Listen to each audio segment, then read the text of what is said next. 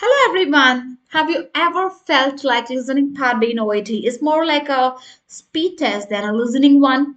Because you have only 45 seconds, one shot, three options, no rewind. It's like trying to catch a moving train while blindfolded. But hey, what if I told you that once you understand how this part really works, you can actually start to enjoy it? Yeah, today I'm going to show you a totally different ways to conquer part B with new ideas, smart tricks, and real life inspired examples you haven't heard before. So plug in your headphones and let's decode the chaos. Let's start with a bird's eye view. OET Listening Part B is all about understanding fast, real world healthcare conversations. But don't get it twisted, because it's not about hearing every word, it's about picking up the right signals. Here's what you will face. Let me tell you that. The first one is you will be listening to six short audios, around 45 seconds each, and you'll get three choices, one right answer.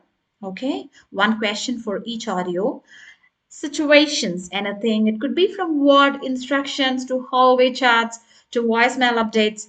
So, what's key here is not what they say, but why they are saying it. We are talking intent, attitude, and purpose. That's your golden triangle. Okay? So, let's see what you're actually being tested on. First one is prioritization. So it's basically they will assess you whether you will be able to filter useful information from background noise or not. And then they will assess your emotional IQ, whether can you sense frustration, urgency, confidence, hesitation, all these things. And then implied meaning. Are you catching what's not directly said? So, implied meaning is basically about what is not directly told, whether you will be able to grasp it or not. So, that they will assess. And then follow up logic. So, what would logically happen next? You need to predict the next step. And professional awareness. Do you get the hierarchy, protocols, and the tone used in healthcare settings? So, this is not a grammar test, it's a healthcare reaction test. And like any good reaction test, your brain needs to be trained to see patterns and make fast decisions under pressure. So, now here is my three-stage strategy. I can call it as scan, catch, and commit. So when you're seeing the first stage, it is the scan stage. You will get 15-second preparation time. So read the question stem carefully, not the options first. And you have to ask yourself, what kind of response is this? Whether it's an advice, a warning, or an instruction, or it's an update, you need to ask yourself. Then you have to glance at the options. Okay, look for the themes, not the words. Then the stage two, catch. So during the 45-second audio, this is your second stage. Stay relaxed. Don't try to remember everything. And you need to look in on tone shifts, a calm voice during sharp. That's your clue. So paraphrasing alert, if you hear it in the audio like he's not ready for the word, may actually mean he needs continued monitoring, right? And if there are two speakers, track their relationship. Is one reporting? Is the other questioning? So try to connect it. And the third stage is commit. 5 second, your decision time. First instinct of the best. Eliminate the odd one out. And then you think, what was the purpose of the message? Example of the audio series, she had three doses but her BP is still unstable, let's not transfer it. And if the question is like, what is the speaker's purpose, or the what is the speaker's decision, and they're giving you an option to begin medication, to postpone a transfer, to call the family answer, the right answer is option B, clear purpose, which is caution, right? Now it's time for you to listen to an audio. I'm just going to play it for you. Please listen to it carefully. Let me play the audio for you.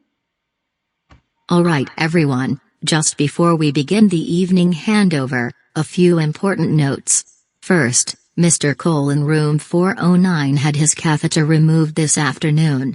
He's been able to void on his own once, but please keep monitoring intake and output every 4 hours and report any retention signs immediately. Next, Ms. Lynn in 411 has shown mild shortness of breath.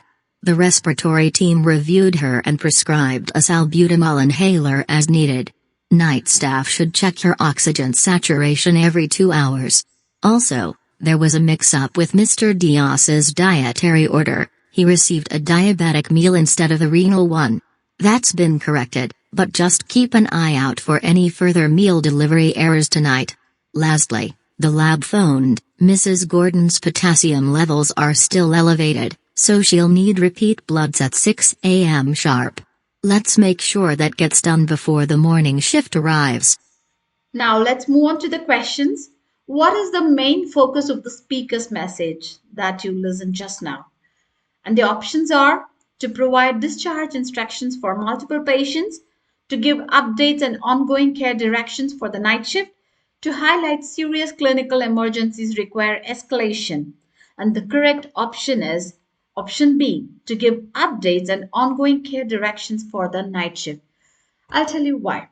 Because here in the audio, the speaker runs through several non critical but important ongoing updates, monitoring Mr. Cole's urination schedule, administering PRN salbutamol for Miss Lynn, and checking her oxygen levels, flagging a meal delivery mistake for Mr. Diaz, scheduling repeat bloods for Mrs. Gordon at 6 a.m. So, all of these are night shift responsibilities. They aren't discharge plans. So, A is wrong because A is talking about discharge instructions. So, they are not discharge plans. And there is no mentions of emergencies, blue codes, or life threatening changes. So, option C is also out. The clear intent is coordination and communication. Got it? So option B is the correct answer.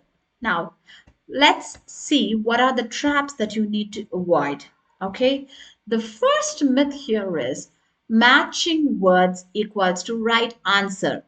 If I hear a matching word, it's the right answer. No. OET loves paraphrasing. Unwell might be said as not her usual self. So remember that. And here is the next myth, use medical knowledge to guess.